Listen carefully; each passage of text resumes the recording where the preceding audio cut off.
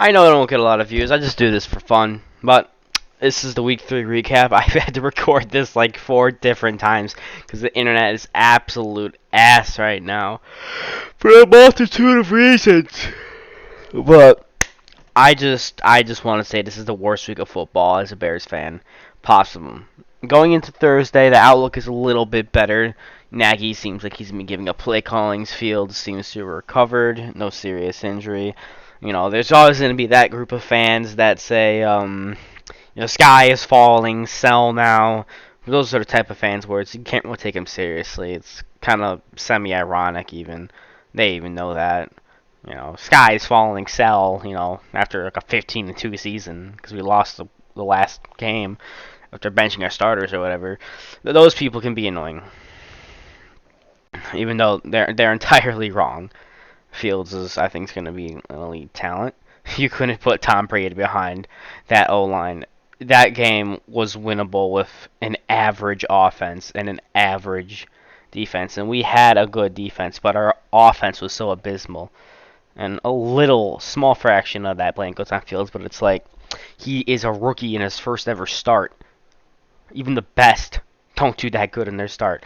That's what a rookie is. They make mistakes, and that's okay. That's to be expected.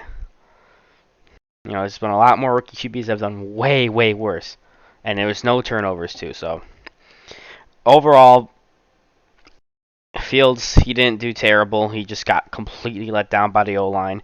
A few passes were overthrown, but he's a rookie. It happens.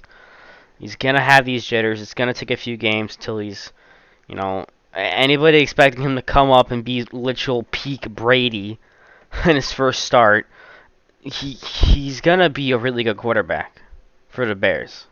Tides are turning. Things are getting better for the Bears. But it's not going to happen overnight. I think he'll develop into a great talent. But it takes time. Hence the word develop. You can't just throw him in the microwave for a minute and be done. For a quarterback, you gotta let him simmer for a bit.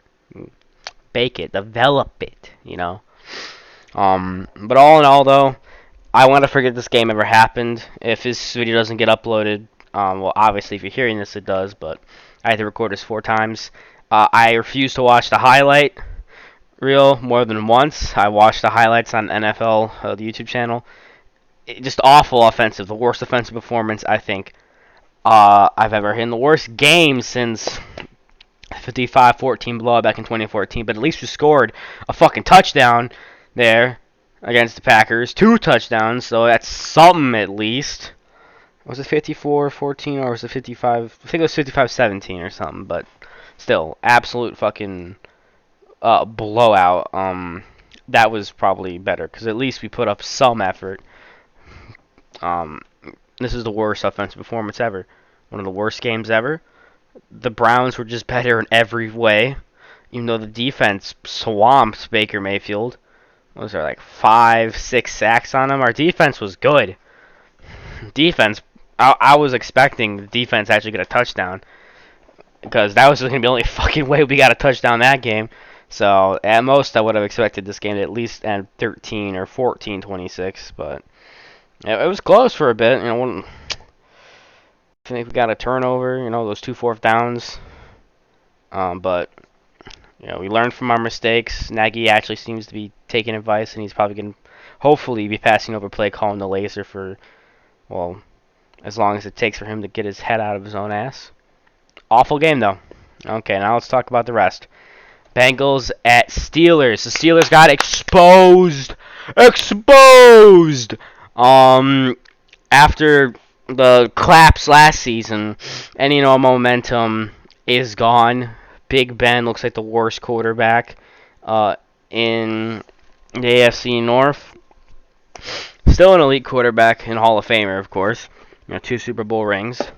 Amazing career, but honestly, I just hope you win the last game of the season, go out on a good note. It's time to retire because the Bengals, that was a statement win. Much like the statement win they had last year on prime time against you. The Bengals, it's the equivalent of like the Lions beating the Packers pretty much. I don't I think against divisional opponents, the Steelers might go like 2-4 at best. I think the Steelers are probably gonna win the every game versus the Bengals, but right now, they didn't just beat you in a close game. This wasn't no 17-14, 24-21 game. This was 24-10. That is 2 scores, almost 3. It's close to blowout territory. Rough game. Next up, Titans and Colts. Colts are what, 0-3 now? Holy shit. They're not. That's the worst start to a season I've seen the Colts in a long time. My Bears are 1-2, but gotta win, I guess. The Jags are who we thought they were. Texans gotta win, but they seem to have fallen back to earth now. But I can see the Jags going 0-17 and the Texans going like 2-15. But anyway, Titans, they're 2-1 on top of their division of suck. Yeah, good win, Titans. Now this is the upset of the week. I didn't expect these, but the Chargers, they look legit. They look really legit. They managed to actually upset the Chiefs. I heard Andy Reid got sick. I really hope he's recovering. And as of now, since it literally is Thursday, he's getting prepared for Thursday night football. Who are they playing? I don't know. The Chiefs aren't playing, but someone's playing. I forgot. I'll address that in the next video.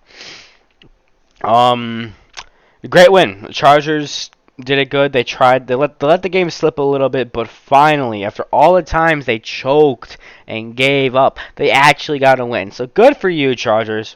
Now this game right here, the Raiders at the Dolphins. That was a hell of a game. Dolphins stormed to a lead. Raiders came back. They had that safety, then a field goal, and then you can't let this Raiders team get momentum. Now, I'm a bigger believer in the Raiders after what I've seen. Raiders, I think you're legit. Broncos, you're giving me 2020 Bears vibes, because 2020 Bears, as all Bears fans know, we started off 5-1. 5-1. But those were against the Lions, the Giants, the Falcons. Only like real good wins were probably against the Panthers and the Tampa Bay Buccaneers. That was a legit good win. I thought we were legit after that, but of course we fell back down to earth. We probably could have won a few more games that season, but the Broncos, until they can beat, no disrespect to their teams, but quality opponents, I'm just going to have to wait and see. Because their first few wins are from teams that are combined 0-9. This is what, the Giants, the Jets, and the Jags? Yeah. But Raiders are legit. Amazing game, back and forth shootout. Gets to overtime, clock ticking down, drive down the field, field goal, win it. And now on, the Broncos, like I'm talking about. Even though it's the Jets, to shut out any football team, any professional football team in this century is an impressive feat. Like 90, 80 years ago, it was common. Shutouts were a dime a dozen along with ties. And games usually end like 10-3 or 7-10 or 7-7 or 3-3, 2-2 ties or whatever. But nowadays, with the offense-driven NFL, a shutout is rare, even against a garbage team. But the Broncos dismantled the Jets. The Jets are just, as sad as it can be being a Bears fan sometimes, hell, even a Lions fan, even us have to feel a little better than the Jets right now or the Giants. And the Giants still have those 2 Super Bowls, but they're 10 years ago now. And here in Chicago, we have other teams to root for. Jets, who do they have? Like the Nets and the Knicks? The Mets. Hey, it's about the Mets, baby. At least they have other teams to keep them entertained, I guess. The Islanders are pretty good. But you know who isn't? That's right. The New York and the New Jersey Giants. They're not even in New York. At least you have one good team in New York to root for, and that is the Buffalo Bills. Let's skip over to their game. The Bills are legit, as I expected. They dismantled the Washington football team 43-21. Get shit on. I myself, Bills and the Browns are some of my favorite teams, besides the Bears, of course. It hurt watching the Browns dismantle my Bears. I wish they let us get at least one touchdown. But I'm still a big fan of the Browns and Bills. They're two pretty much playoff locks at this point for the AFC. Probably division champions, in my opinion. It's going to probably go down to the Ravens and the Browns. So I'm going to be rooting for them in the playoffs. My dream AFC championship is Browns at Bills. So at least one painful franchise has been for a lot more than, as me, a Bears fan, can say. Because the Browns have never been to a Super Bowl. Bears have been to 2 and have won 1. Bills have been to 4 straight Super Bowls and lost every single one. And I think that's painful. That's probably more painful than never winning one. That's got to hurt. So I'm rooting for you too. Good win, Buffalo.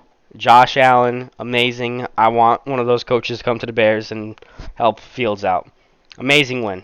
Next up, Justin fucking Tucker, 66-yarder field goal. That is just amazing. 66-yarder, but Ravens, you got bailed out by one of the best kickers in the league, if not the best. World record. The most Lions way to lose. Leave my Lions alone. In fact, I kind of want them to beat the Bears. If it gets Matt Nagy fired, guaranteed, I'm going to be rooting for the Lions next week, as any Bears fan should. Because I'd rather take a loss now than go like 5-12. I would rather take a loss now and actually go like 9-8 or something with Bill Lazor or Sean Desai as interim head coach, and then hire like Joe Brady or something next season. Gotta think of the big picture. But I don't want to tank. No tanking, because there's no incentive to. But Detroit Lions, you played good. This Detroit Lions team is talented. I think if the Bears do beat them, it's not gonna be a blowout. This Detroit Lions team is gonna start winning games real soon. And I think after the Bears game, which I think the Bears will still probably win, I think they're gonna win. They're gonna probably be a 6-something win team. That new coach is gonna do good. I'll keep him around a few more years. He has the good attitude. They fight hard, and even though they won't win a lot of games with their talent, at least they're not gonna be embarrassed. But good win, Baltimore. Stop putting down your competition. That was embarrassing. This game sucked. This game really fucking sucked. It was boring as hell. It would have been more entertaining if the Texans just forfeited and kneeled down every play, because they literally scored 1 touchdown, missed the extra point, and kicked a pity field goal. Panthers, this was a glorified bye week for you. People may ask, why are you hating the Texans? I don't know. I just don't really like them that much. And the Bears never really played them. Last time I did, they utterly destroyed them, like 40-7 or something. So, sorry, Texans. At least you got a win, and that's higher than some people were actually grading you. I hope the Deshaun shit gets figured out soon. Next up, the Cardinals, another team that I think is legit. Another team that's had a bunch of a long fan base of tortured souls. Your team is finally legit. Kyler Murray, elite talent. You're starting 3-0 alongside the Rams. This right here is the best conference in football. No contest. Because the Raiders are pretty much the only good, legit team besides the Chiefs in this conference. The Chargers, I'm still undecided, but I'm leaning more towards good. Worst conference by far. This and sadly the NFC North ain't doing so hot. But this is the worst one. But still, amazing game. That last touchdown was, of course, the garbage time touchdown. And that awesome pick kick. That was a good play. Jacksonville, you kind of won that game with that kick, because that's going to be a good highlight, even though you lost that game. Because I watched that with the announcer and all that, and wow, that was cool. That was a good play. That's going to be on the highlight reels for the next few years. So Good job on that kick. Next up, the New Orleans Saints versus the Patriots. Patriots, it was all Brady. It really was all Brady. And I know this now. With Brady, like, they had the dynasty, the greatest dynasty in football, no contest. But now, what are they at? Like 0-1 and 2. Saints just figured them out. Mac Jones, he did his best. He's a really elite talent. But the Saints just did better today. They bounced back from their embarrassing blowout loss to the Panthers, another team which I think could be legit. There's a lot of good teams this year. So I think it's one of the reasons I don't think the Bears are going to make the playoffs. Even if they do good at like 10-7 or even 11-6, it's going to be a very tight race. So if you don't have you have to have at least 13 wins to be pretty much guaranteed a spot. Because there's going to be a lot of teams that have 12 plus wins this season. Anyway, good win. This was not a good game. Falcons at Giants, two garbage teams. But the Falcons found a way. Game-winning field goal. Owner goes ballistic. And then punches his own players. Much trash cans got knocked over in the booth. It's pretty funny. People are like, "Oh my God, why are you kicking your own players like that?" Because they're trash. But yeah, ugly game. Tampa Bay Bucks at Rams, possible Super Bowl matchup. In my opinion, the Rams are Matthew Stafford. I'm so happy for you. You got off that hellscape, that purgatory known as Detroit, and got yourself on a real good team. And the results are showing. Matthew Stafford has been better than expected for the Rams. That gamble probably got them a guaranteed ring in the next 2 to 4 seasons or so. Maybe even this season. So you really did good. You fleeced Detroit. Stafford, I really hope you get a ring. I really do. You deserve it. Anyone that's been in Detroit for over a decade, you deserve a ring. At least one. So, go get it, pal. Good game, though. Two elite teams. That was a statement win that the Rams needed. There is no debate anymore. They're legit. They're pretty much a playoff lock. We're going to see the Rams in the playoffs again. The Seattle Seahawks, though, I am not so sure about them. They pretty much made the playoffs my entire life. Like, they're just like one of the teams I expected to be in the playoffs. Like when I was a kid, teams I always thought made the playoffs, I thought it was random. Like how I thought every team was in the playoffs, mostly because I grew up with the Hawks dynasty. So I saw my team in the playoffs pretty much every year from 2008 to 2017. And then again in 2020, I got to see them win 3 cups. When the Bears were in the playoffs, all I remember was the Super Bowl, of course, and the divisional game versus Seattle and the double doink. But Seattle is like, they've always been in the playoffs. They won that Super Bowl blowout, the Marshawn Lynch interception. Well, not Marshawn Lynch, whoever that guy is.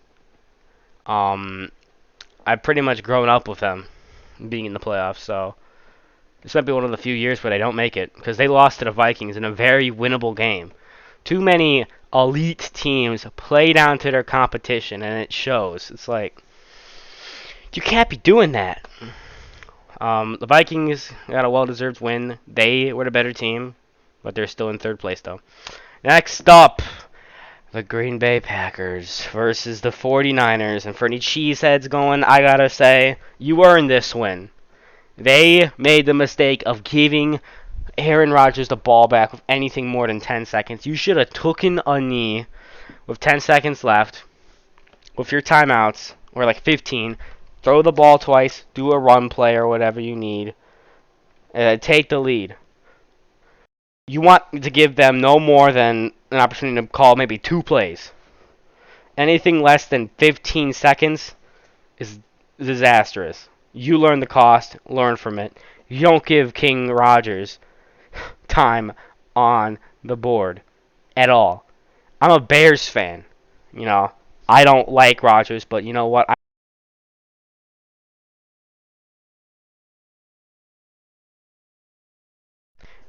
Oop, mic came off. And I gotta know something. He is great with time management.